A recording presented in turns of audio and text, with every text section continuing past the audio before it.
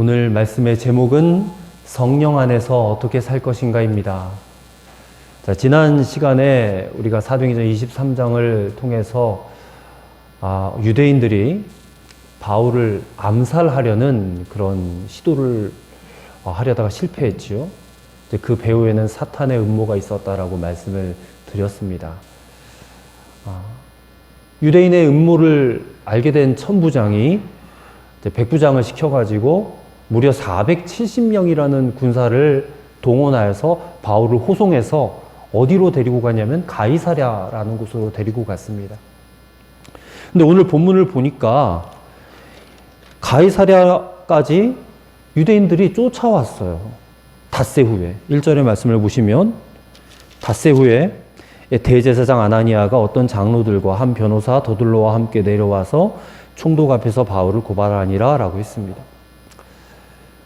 자, 이제 그들이 바울을 고발하는, 송사하는 거죠. 고발하는 것과 또 바울이 거기에 대해서 변호를 합니다. 자기 변호를 합니다.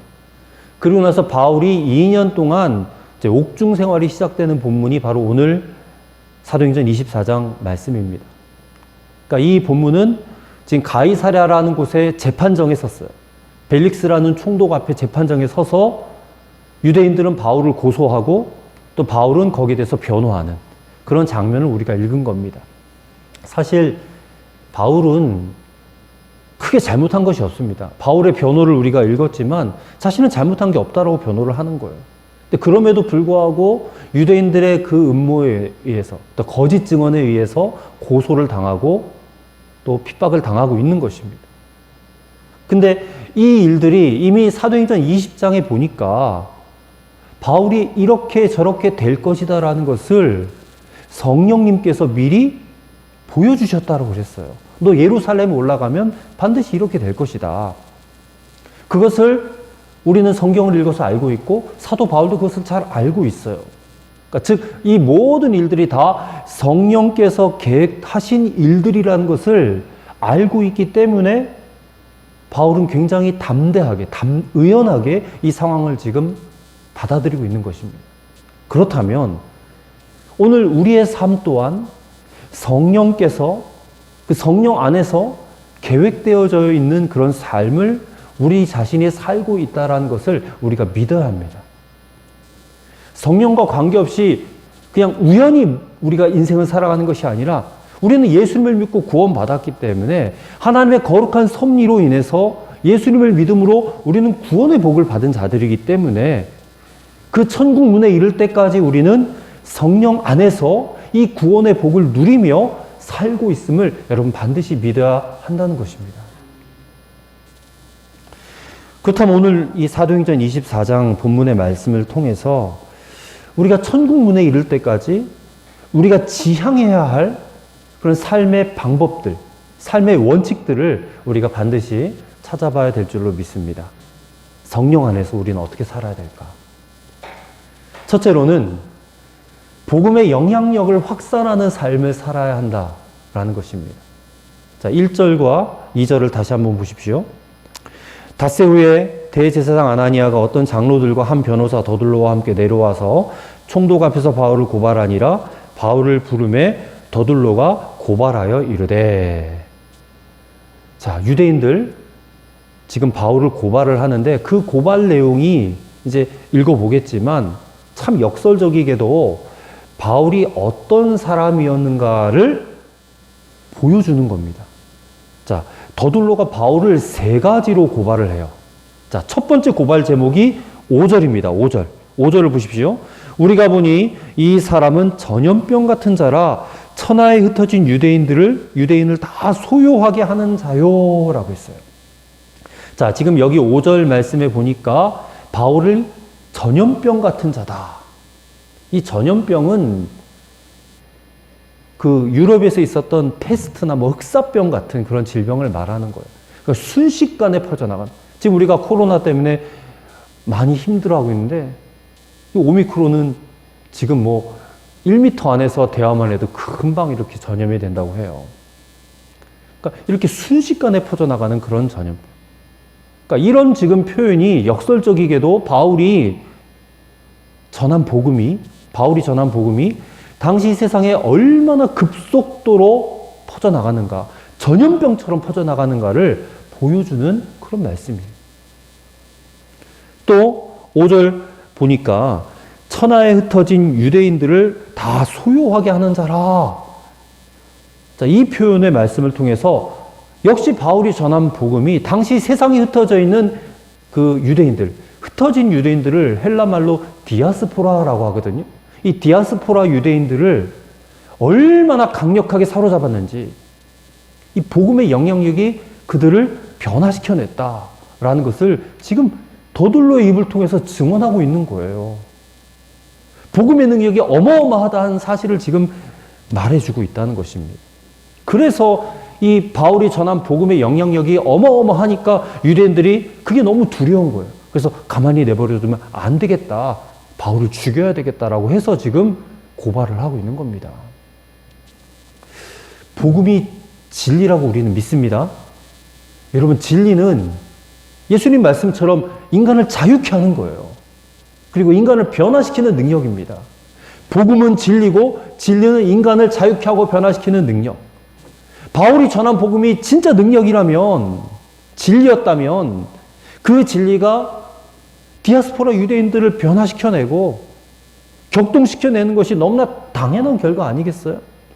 그렇다면 오늘 우리가 살아가는 이 시대, 오늘 우리가 기독교인인데, 크리스찬들인데, 우리가 믿고 있는 이 기독교가 세상에 대해서 영향을 미치는 것은 지극히 당연한 일이 되어야 됨에도 불구하고 왜 사람들이 변화되지 않고 왜 이 세상은 변화되지 않는가? 이걸 어떻게 설명해야지 옳을까요? 오늘날 기독교가 참된 복음을 알지 못하고 전하지 않거나 아니면 복음은 알지만 복음을 전하지 못하는 비겁한 침묵 속에 우리가 안주하고 있거나 이 둘 중에 하나라는 것입니다.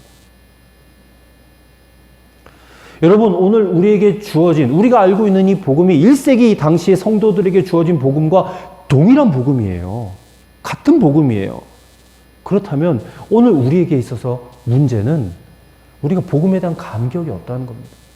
이미 여러 번 설교도 했고 말씀을 전했어요. 복음에 대한 감격이 여러분 회복이 되어야 될 줄을 믿습니다. 복음의 결론은 무엇인지 아세요?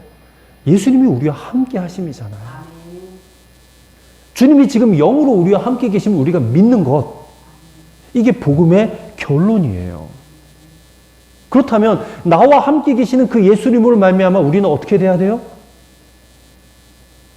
우리는 기뻐해야 돼요. 우리는 감사해야 되고 감격해야 돼요.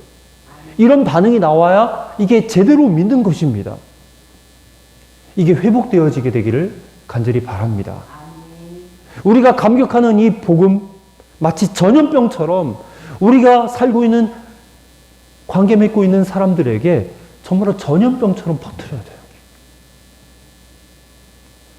오미크론, 코로나 바이러스는 나쁜 거지만 우리가 전염코자 하는 이 복음은 좋은 거잖아요. 기쁜 소식이잖아요. 그렇지 않습니까? 이 복음으로 말미암아 우리 자신이 너무나 기쁘고 감격이 넘친다면 우리가 만나고 접하는 사람들에게 이 감격이 흘러가지 않을 수가 없습니다. 전염병처럼 퍼져가야 되는 것이 옳다, 그 말입니다. 더둘로가 고발한 두 번째 제목이 뭐냐면 5절 하반절에 보니까 나사렛 이단의 우두머리라는 거예요. 바울이 나사렛 이단의 우두머리. 근데 여러분, 예수님의 별명이 뭡니까? 나사렛 사람이 아니에요? 나사렛 사람? 예수님이 십자가 지시고 그 위에 명패에도 나사렛 유대인의 왕 예수 이렇게 써 있거든요. 그러니까 나사렛 사람.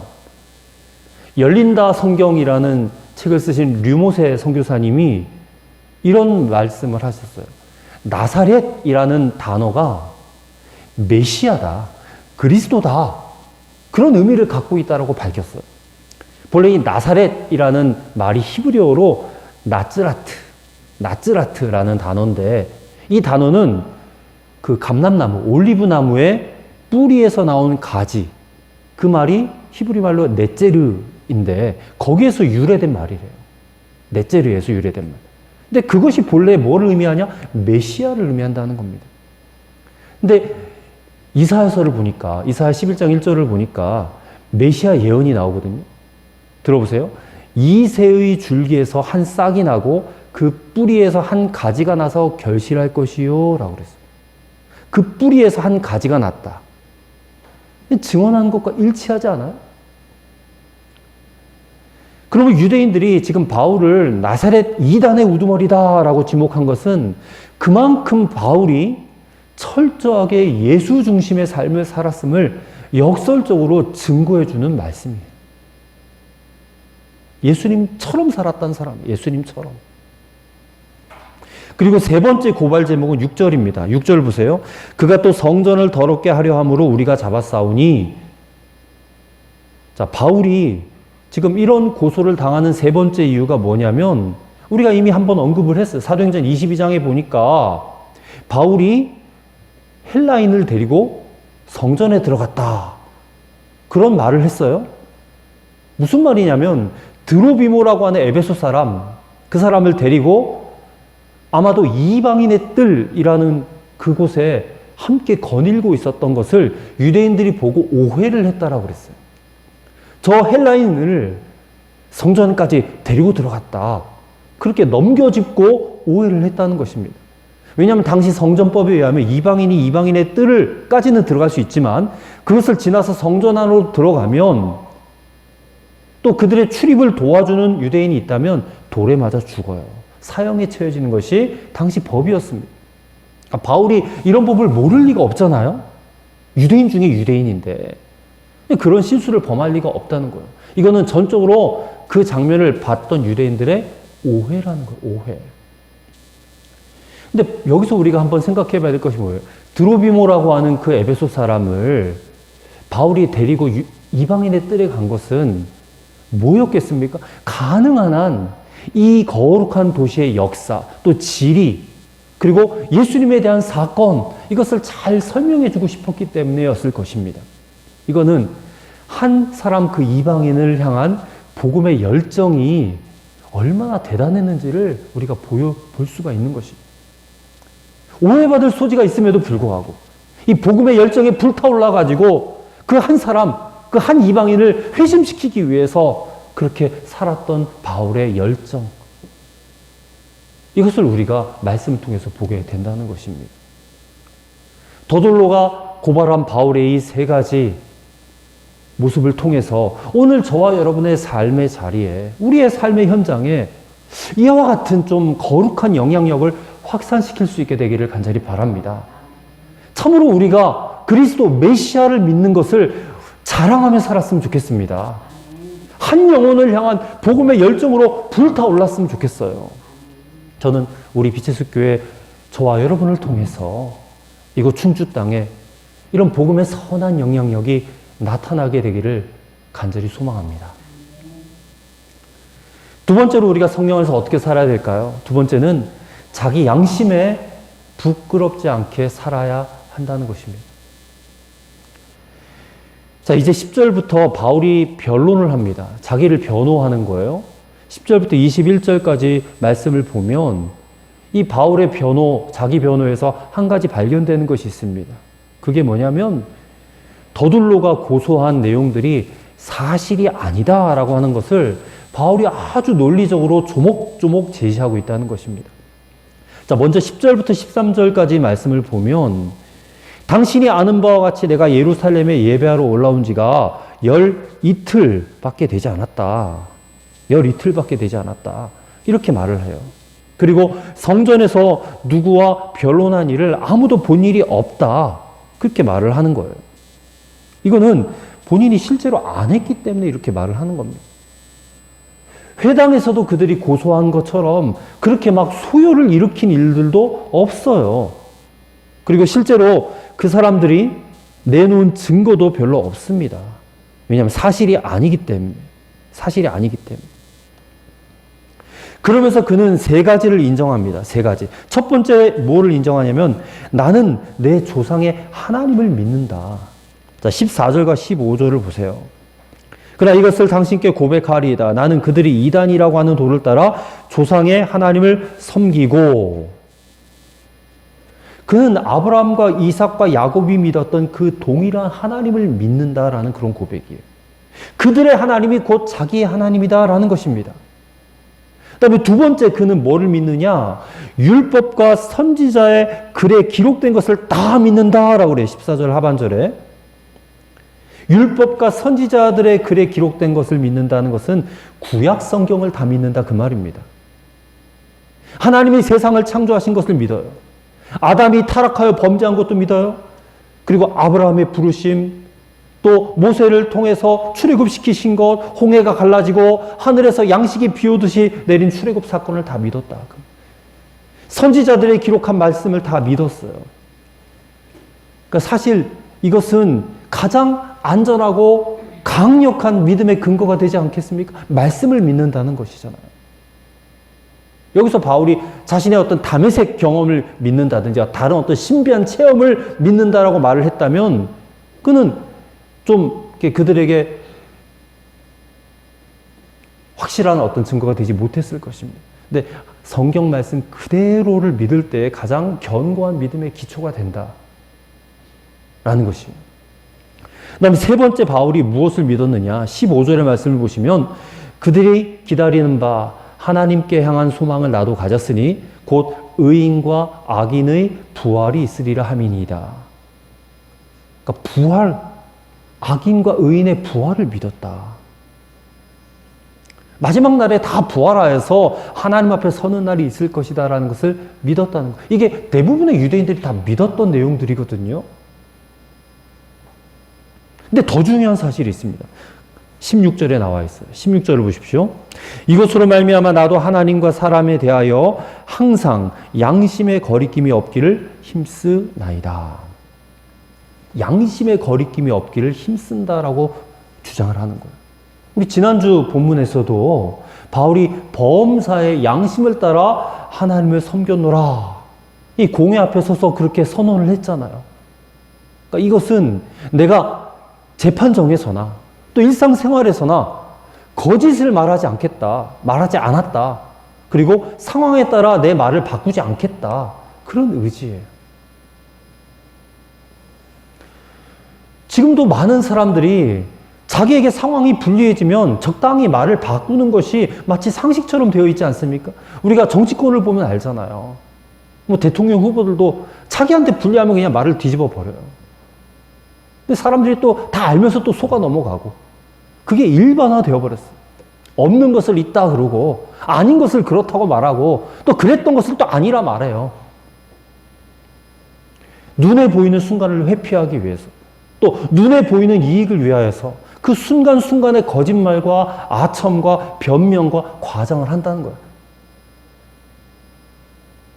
근데 그 다음 순간 자기가 던진 그 그물에 자기가 걸리고 말, 자기가 파놓은 함정에 자기가 빠져요. 근데 바울은 보세요. 자기가 주장하는 것에 대한 최후의 보루가 뭐냐? 자기 양심이다. 양심에 거리낄 게 없다라는 거예요.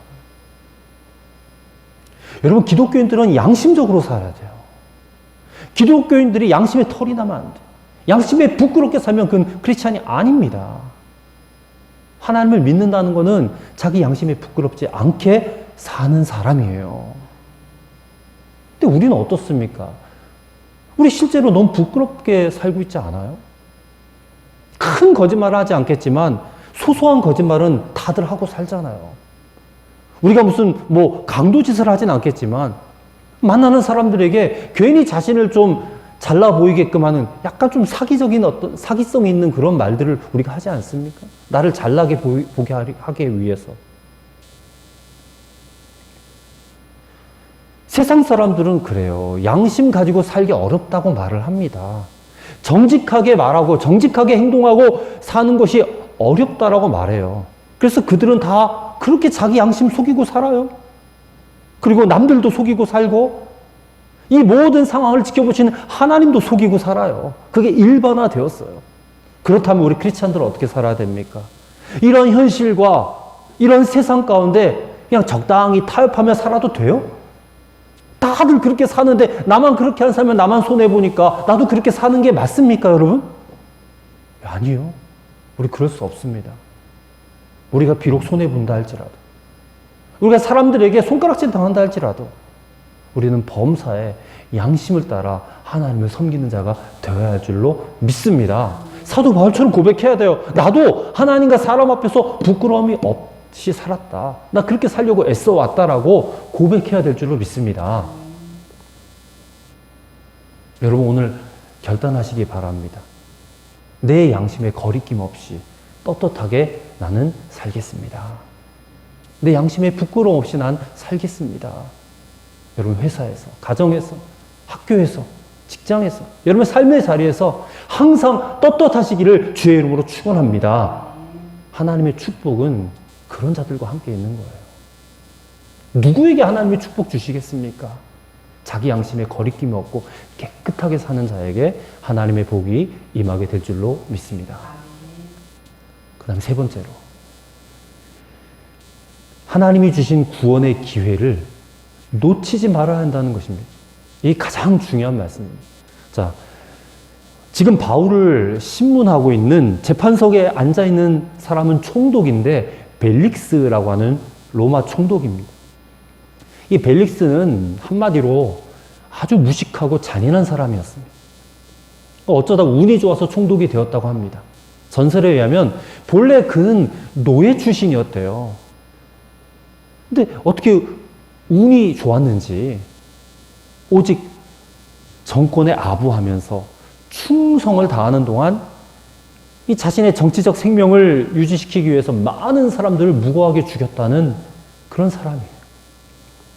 24절을 보십시오. 24절. 수일 후에 벨릭스가 그 안에 유대 여자 드루실라와 함께 와서 바울을 불러 그리스도 예수 믿는 도를 듣거늘. 여기에 보면 그의 아내가 나오는데 유대 여자 드루실라라고 했어요. 그러니까 정복지잖아요. 유대 땅은 유대인이에요.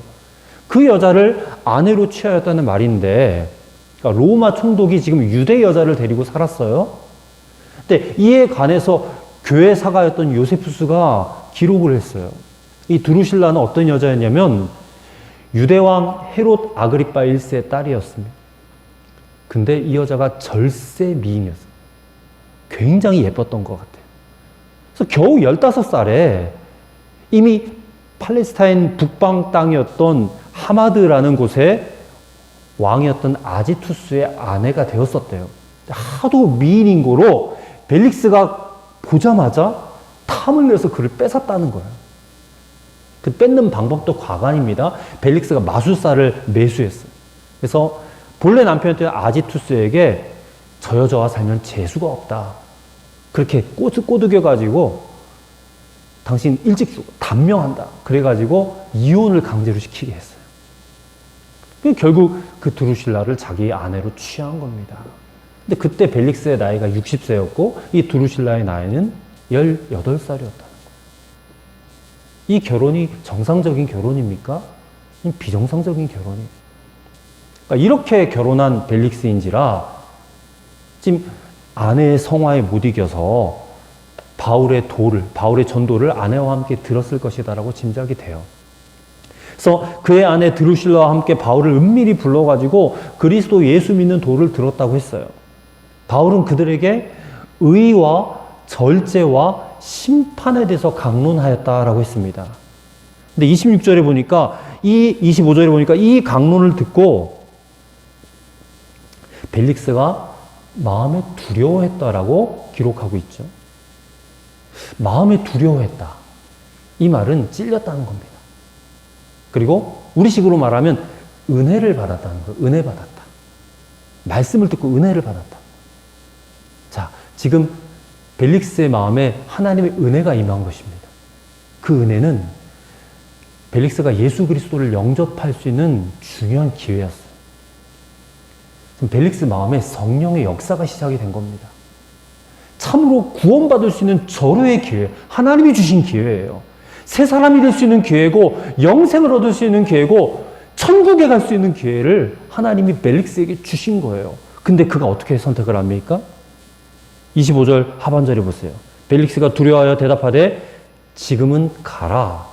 내가 틈이 있으면 너를 부르리라. 하나님이 주신 그 기회를 뒤로 미루어요. 이게 너무 안타까운 장면이라는 거예요. 바울이 다른 데서 다른 사람에게 했듯이 주 예수를 믿으라! 그러면 너와 내 집이 구원을 얻으리라! 그렇게 하지 않고 의와 절제와 심판에 대해서 벨릭스에게 말했다는 것은 이미 벨릭스의 지나온 과거와 사생활을 다 알고 한 말이에요. 벨릭스가 얼마나 많은 사람들을 죽였는지 그 잔인함과 폭력성이 대단했어요. 또 자신의 무절제한 사생활, 다른 여자의 아내를 거짓말시켜가지고 뺏어와서 자기 아내로 삼았잖아요. 이 굉장히 악한 짓을 한 거거든요. 이 엄청난 죄에 대해서 반드시 심판을 받을 것이다라는 것을 바울이 지금 얘기한 겁니다. 그렇다면 그 말씀 앞에 어떻게 반응해야 옳아요? 회개해야죠, 회개. 하나님의 말씀을 듣고 마음에 찔렸으면 회개를 해야지 옳은데 벨릭스는 지금 다음으로 연기를 하는 겁니다. 하나님이 주신 절호의 기회를 발로 걷어차버린 거예요. 이사야는 55장 6절 말씀에서 이사야 55장 6절에서 이렇게 말했습니다. 너희는 여호와를 만날 만한 때 찾으라. 가까이 계실 때에 그를 부르라. 만날 만할 때 그를 만나야 되고 그가 나를 부르실 때 그를 반드시 만나야 된다. 벨릭스가 지금 그 기회였거든요. 하나님을 만날 만한 그 절호의 기회, 가까이 계셔서 말씀을 주시는 바로 그때에 하나님을 찾지도 않고 부르지도 않았어요. 그 중요한 기회를 포기하는 자가 되었어요. 오고 가는 모든 시대, 역사상 가장 위대한 전도자였던 바울의 설교를 듣고도 그는 회개하지 않았어요. 예수님을 영접하지 아니했습니다. 참으로 애석한 일이죠. 근데 오늘날도 이런 사람이 얼마나 많습니까? 불신자들도 갑자기 자신의 죄악이 깨달아질 때가 있어요. 하나님의 심판이 느껴질 때가 있단 말입니다. 찔림이 있어요. 그게 바로 은혜를 받은 겁니다. 그리고 그 기회는 예수님을 믿고 구원받을 기회예요. 지옥 갈 영혼이 천국 갈 기회예요. 그 기회를 누가 주셨어요? 하나님이 주셨어요. 하나님은 벨릭스 같은 이런 악한 자도 예수님의 복음으로 구원해 주시는 하나님이에요. 근데 이 시대 많은 사람들이 그렇게 심판이 느껴지고 마음에 찔림을 받고 두려움이 있음에도 불구하고 회개치 않아요. 왜 그렇습니까? 마음이 그만큼 완악하다는 거예요. 완고하다는 거예요. 딱딱하게 굳어버렸다는 거예요.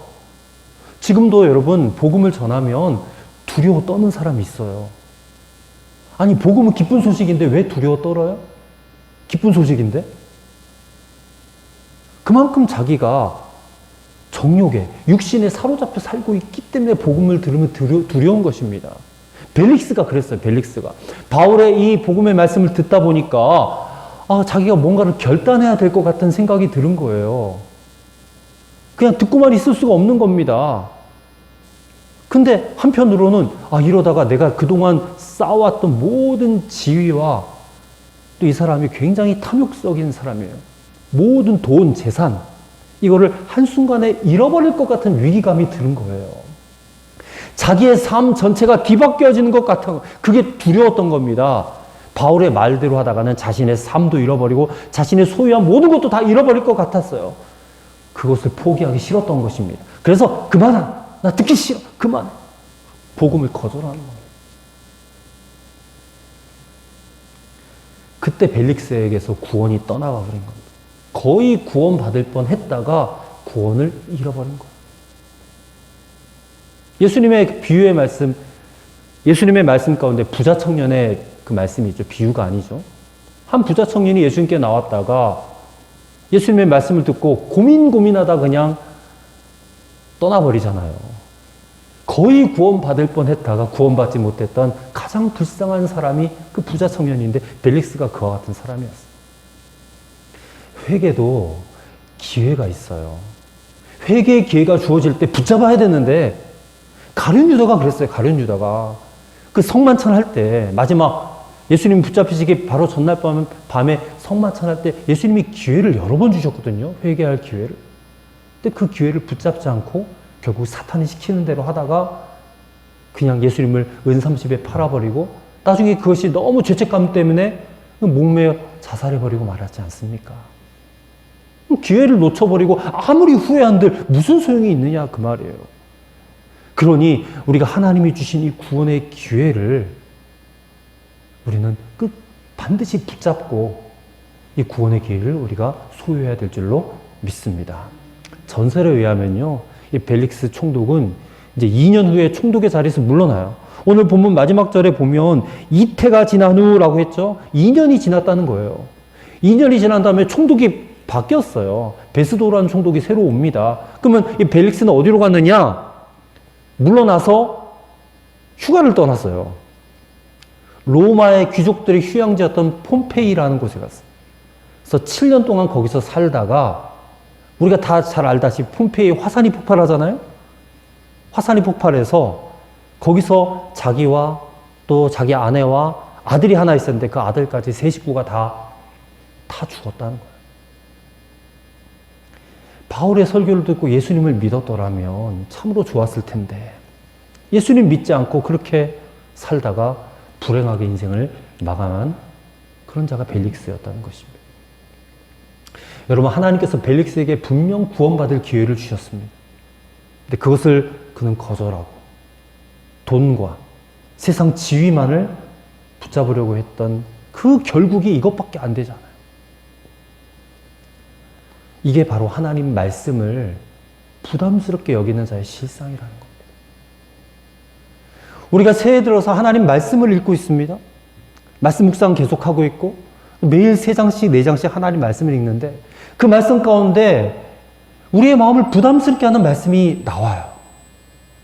근데 그 부담스럽게 하는 말씀이요, 우리에게 은혜 주신 말씀인 줄로 믿으시길 바랍니다. 부담으로 여기지 마시고 하나님 내게 은혜를 주시는구나. 내게 기회를 주시는구나.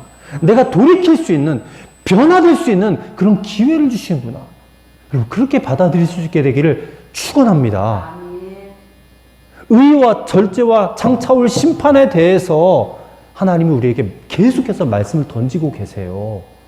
그러면 그 말씀을 받고 부담스러워. 이 말씀 나는 몰라. 난 거절할래. 이렇게 할 게 아니라 내가 하나님 앞에 무릎 꿇어야 될 때구나. 내가 하나님 앞에 회개해야 할 때구나. 그 기회를 놓치지 말고 반드시 하나님 앞에 무릎을 꿇을 수 있는 그런 여러분과 저가 되기를 바랍니다. 우리가 하나님 앞에 회개하면 하나님 우리에게 은총을 베풀어 주세요. 그 하나님의 은총을 우리가 받아야 살지 않겠습니까? 회개하면 하나님의 무한한 사랑이 저와 여러분에게 덧입혀지게 될 줄로 믿습니다. 성령 안에서 살아가는 거예요, 이것이. 이런 삶을 우리가 살아갈 때에 천국에 이르는 그 날까지 우리는 참된 평안과 형통의 길을 살게 될 줄로 믿습니다. 기도하겠습니다. 하나님, 성령님께서 바울에게 예루살렘 가면 결박과 환난이 기다릴 것이다 말게 하시고 모든 그 고난과 역경을 성령 안에서 의연하게 대처하는 바울의 모습을 우리가 보았습니다. 의로운 고난이 우리에게 올 때 회피하지 않게 하옵소서. 오히려 복음의 영향력을 확산하는 삶을 살게 하옵소서. 양심의 거리낌이 없는 정직함으로 살게 하옵소서.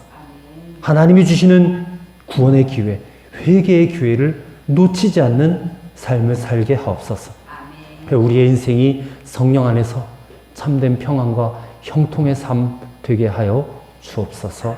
예수님 이름으로 기도합니다. 아멘.